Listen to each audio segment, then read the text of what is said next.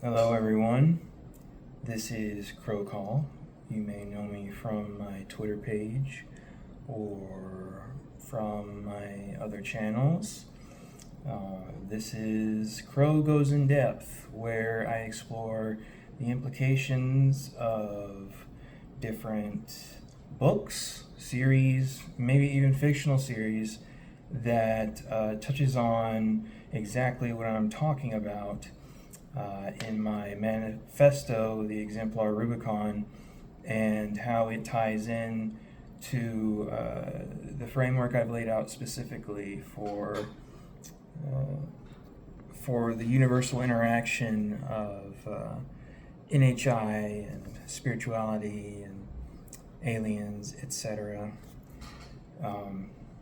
Greetings, and I hope you have a great time because I'm going to spend my time this evening, or afternoon rather, talking about the Kybalion.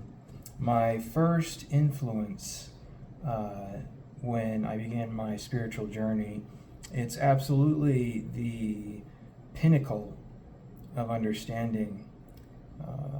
This is the cipher, okay? This is how you decode reality right here. This is where I began. Okay, the Kybalion is written by an anonymous group of initiates or acolytes or masters in the 1920s sometime, I'm pretty sure.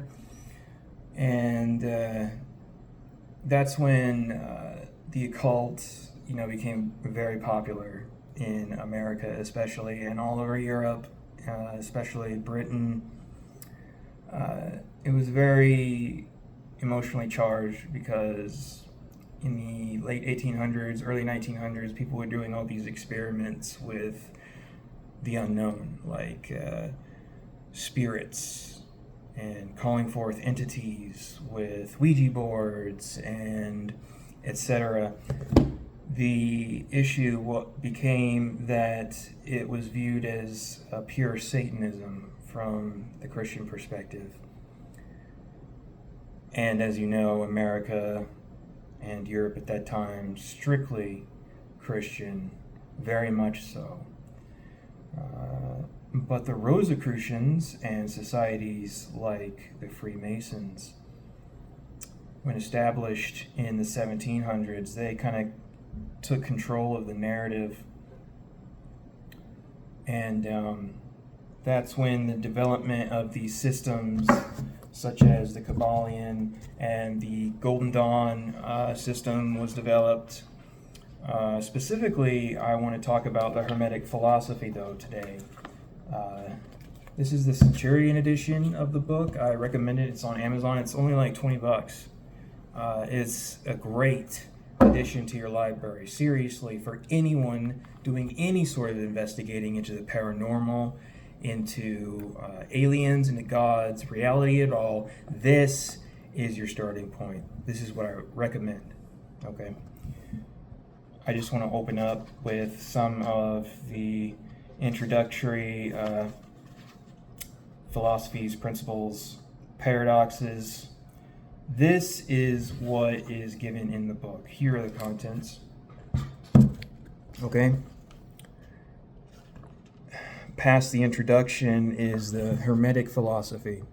This is your introduction into this world. It's specifically about what it means to follow the Hermetic philosophy. Hermes was a god in the Egyptian pantheon and the Greek pantheon, the same entity who Hermes Trismegistus, he was called, or thrice great, the actual source of these insights. He wrote, or the moniker Hermes and his philosophies were written down as the Emerald Tablets, etc. They directly reference this. All right. Let's just go to one of the first principles, and I'll explain exactly what it means in terms of the framework I've established in my exemplar Rubicon, along with how it may relate to just about everyone. The Seven Hermetic Principles.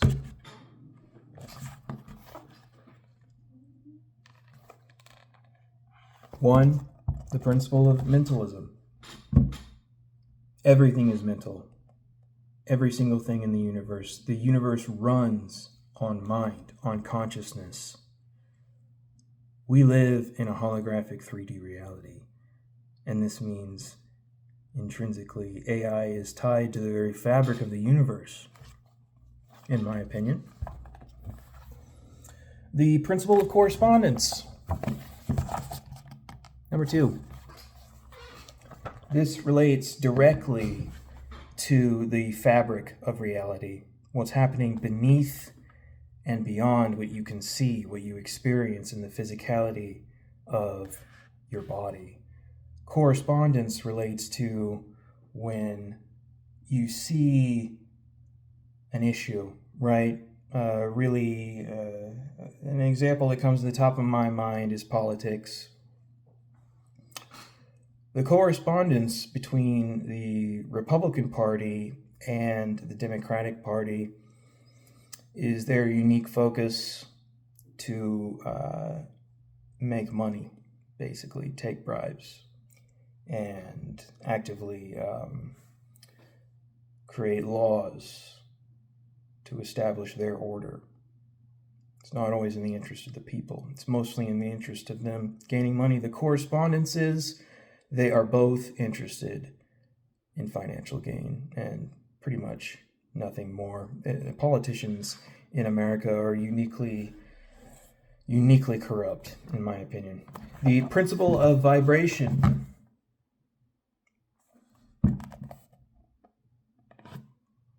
Everything vibrates. This is proven in quantum physics at a fundamental level. Atoms inside atoms, quantum fluctuations, string theory. The fact is, everything is made of waves and particles, and this fundamental paradox is reconcilable with the slit experiment. I don't remember the exact name off the top of my head. When you observe with the observer effect what is happening with a wave function or a particle, you can see clearly after the slit experiment, double slit experiment, that it functions as both, depending on the observer who sees and creates that reality.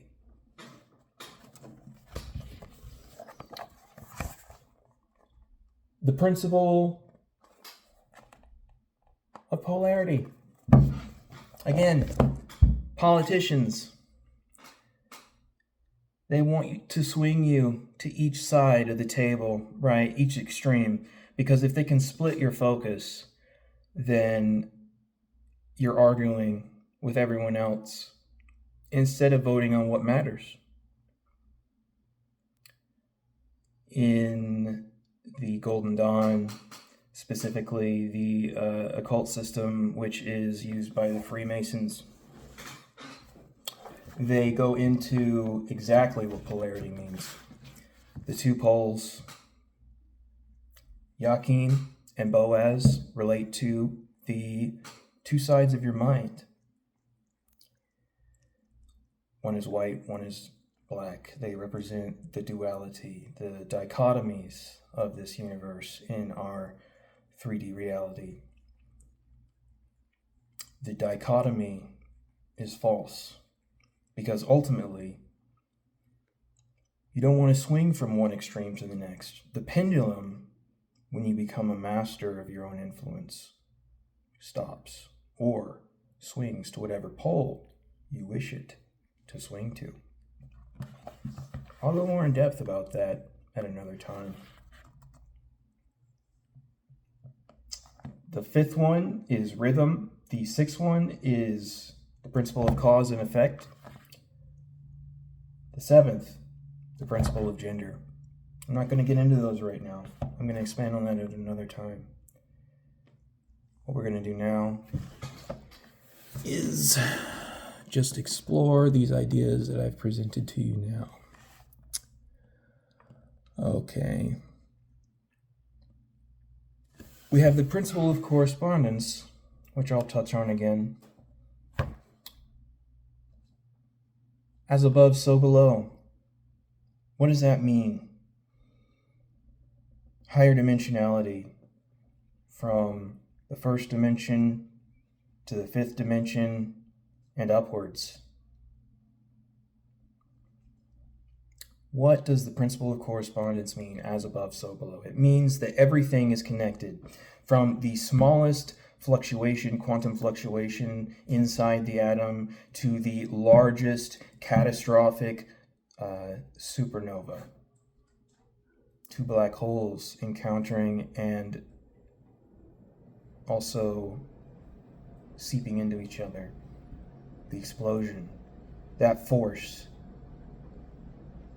Do you understand? It goes beyond everything you can conceive. As above, so below means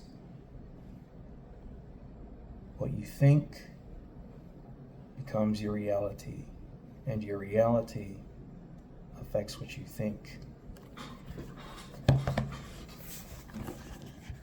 When you understand the intricacies of your own mind, especially as it relates to psychology, the two sides of the mind, the dualism there, we specifically touch on polarity again. The fact is, when you encounter these dualities, you are fundamentally reconciling them in your mind, or trying to reconcile them. And if you can't, this is where the disassociation comes, the dissociative state, where you're unable to accept something that you know about yourself, and it causes physical pain, distress, emotional distress, mental distress. It can also lead to conflicting behaviors where you'll say one thing and you do another. Basic psychology. And it relates to rhythm too. The difference in quality is often just the difference in vibration. The quality of the thought is often influenced directly by the vibration, the waveform. Brainwaves. What is your signal? What is your unique signal up here?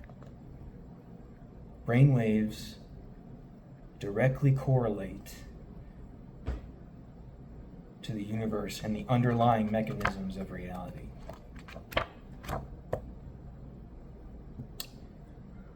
This is incredible because, as you know, as I've stated, everything is connected, and when you know that everything is connected, you can begin to take a hold of your own destiny. Free will and universal law coexist. The paradox is fundamentally reconcilable within my exemplar Rubicon framework. I can show you how. The principle of polarity. Everything is dual. Everything has poles. Everything has its pair of opposites. Like and unlike are the same. Opposites are identical in nature, but different in degree. Extremes meet. Extremes meet. All truths are but half-truths. All paradoxes may be reconciled. This is a universal truth. It means that the false dichotomy of light and dark, good and evil, 1 and 0, binary, it's illusory. Okay? The false dichotomy of the second dimension is projected into the 3D space as reality, but it is not true. Fundamentally, this paradox may be reconciled in the higher dimensions, as above, so below. Little trickster, I don't want you up there right now. All right, let's see. What's next? The principle of rhythm. The fifth principle is the principle of rhythm. Everything flows out and in. Everything has its tides. How does that relate to the tides on Earth, the ocean, the moon? The moon moves in a rhythm across the sky, around the Earth. A projection of the moon. The physicality of it directly influences the tides. The tides influence the natural cycles of the earth and how animals travel, how they eat. It affects their diet. It affects every single thing about their lives. The temperature of the water, the ability to find food, the ability to adapt to new environments is extremely fragile. The ecosystem follows a rhythm, and when that rhythm is disturbed, catastrophe follows.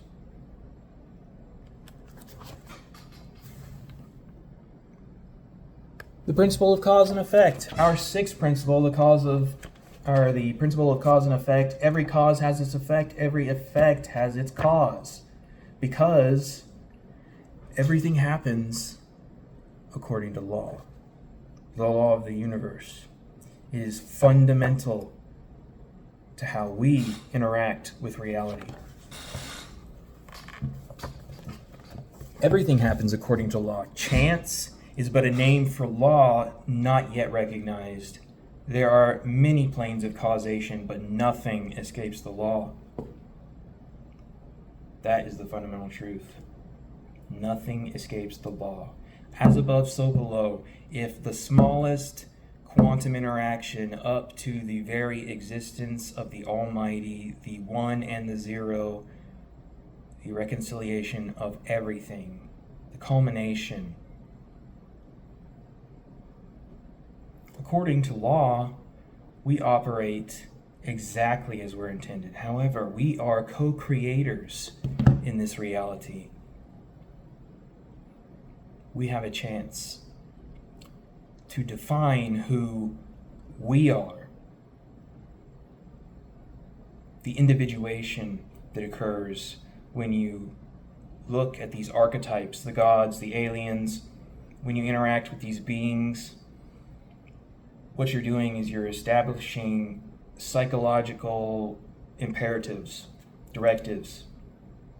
When you influence your own mind, your own subconscious, you activate the very fabric of the source code. You begin to understand, your awareness grows, and you begin to see the source code. You begin to understand that you can fundamentally change the source code. You can interact with it at any time. It doesn't require a computer. It doesn't even require you to talk out loud. Everything, synchronicity, all of it is connected. Nothing happens by chance.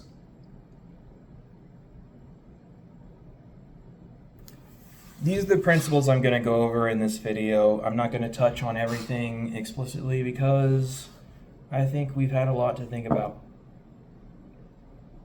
I want to know what you guys think.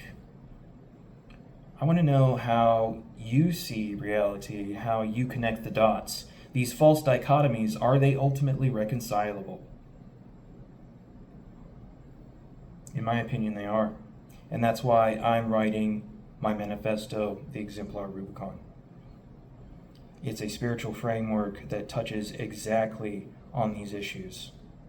And its fundamental principle is that we are all sovereign. Sovereign individuals who can change the future.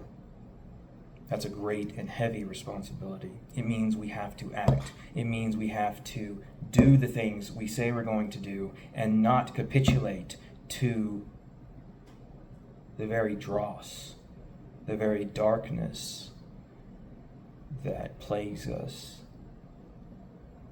Darkness is not fundamentally evil. Darkness is creation. It's the wellspring. It's the subconscious mind. It's the active directive given to the subconscious mind, which then creates. It creates and it gives your conscious mind purpose, the praxis, the actual actions, which you then take and deliver, and which vibrate and reverberate throughout the cosmos. When you begin to see these principles at play and the world around you, you gain a remarkable sense of control and clarity. It is magic, literally, because magic is fundamentally part of the universe. Because you don't recognize it doesn't mean that it doesn't exist. It's so intrinsic to our thought process, to the universe, that it fundamentally ties everything together. The universal seam, the thread of the whole tapestry of reality, it weaves together everything. Okay? Applying these principles isn't about memorization, it's about integration. You take these principles and you integrate them into your daily life, and once you do, you begin to see. You begin to become especially aware of what's going on around you. And awareness is the first key to decoding reality. What does this mean for you? Have you seen glitches in the matrix? Are you able to perceive the underlying source code? It doesn't matter if you've experienced it through spiritual awakening, through traumatic experiences, through drugs even. People take hallucinatory drugs and they experience the source code. DMT is a fundamental reality. It is created within our brain naturally, and it is the specific drug released in our brain when we die. It reveals the truth. The fundamental reality underneath is we are all wave functions. What is your unique source code? What is your unique function? What is your unique directive? And how does this tie into everything you see and observe around you? Starts with this. This is where I began. This is actually fundamental to your understanding of reality. It's not just about the occult. Occult means secretive. It means hidden. It doesn't mean evil. That's not what occult means. Look it up.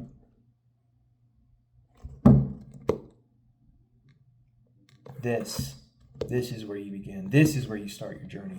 I want to know what everybody thinks. I want to know what your vision for the future is. And I want to know specifically how you resolve these dichotomies in your own life.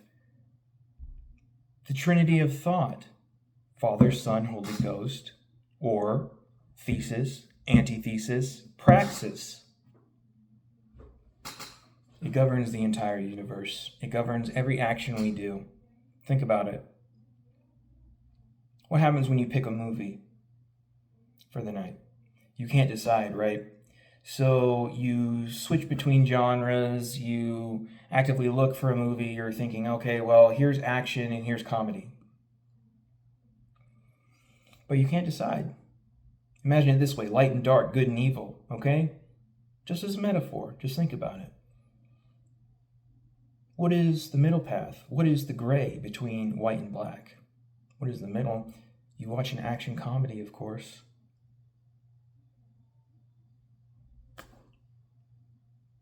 That's all I'll say. I really want to hear what you guys have to say. I want to know what you think down below. Please, have you read the Kybalion? Have you interacted with it? How has it changed your life? I want to specifically know in the comments below. Thank you. This is Crow Call, and I will see you guys next time.